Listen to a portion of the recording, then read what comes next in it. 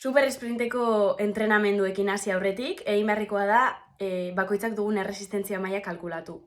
Hori zer da? Ikusiko duzu dagoela zenbaki bat dela E1, E2, E3, E4, hori funtzio baten bitartez kalkulatuko dugu bakoitzak, erresistentzia maila bat daukagu.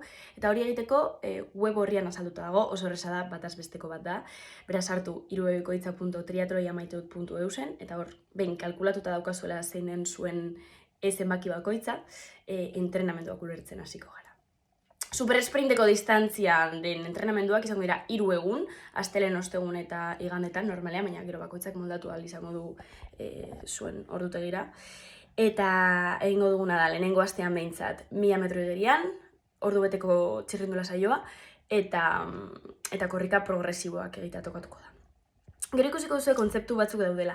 A, B, TT, txep, horiek dira igeriarekin loturiko kontzeptuak. Aurrera azalduko dizkizuegu, web horrian egongo da dena bideoen bitartez eta baita ere idatziz azalduta. Baina, holan laburtzearen AB, arnasketa bilaterala, horrek zer esan nahi du, bi aldetatik arnastuko dugula. Txep, txalupa, tete, tokar tabla, pula, erabili beharko ditugula hainbat ariketa desberdin, igeriketa entrenatzeko. Eta gero baita ere oso importantea da ariketa osagarriak egitea, indarra, pliometria, hori dena azalduta dago tauletan, ikusiko duzue, ez da beharrezko egitea, baina gomendagarria da ariketa horiekin entrenamendua osatzea. Orduan, lehenengo asteko super esprinteko entrenamenduekin hasteko, esan dugu 1000 metro igerian egingo ditugula, ordubeteko txirrindula saioa eta korrika progresiboak egitea tokatuko zegoela. Orduan, 1000 metroiek, igeriko 1000 metroiek nola egin behar ditugu? Begitu, taula hartzen duzuenean ikusiko duzue jartzen duela 2 bider 75/10. Aurreneko zenbakia 2 hori da zenbat aldiz, zenbat serie egin beharko ditugun, kasu honetan 2. Bider 75. 75 horiek metroak izango lirateke, hau da, 2 bider 75 metro egin beharko ditugula, eta tartean 10 segunduko deskantsoa utziz. 75 metro horiek nola egin behar ditugu? Justu azpian dago azalduta nola egin.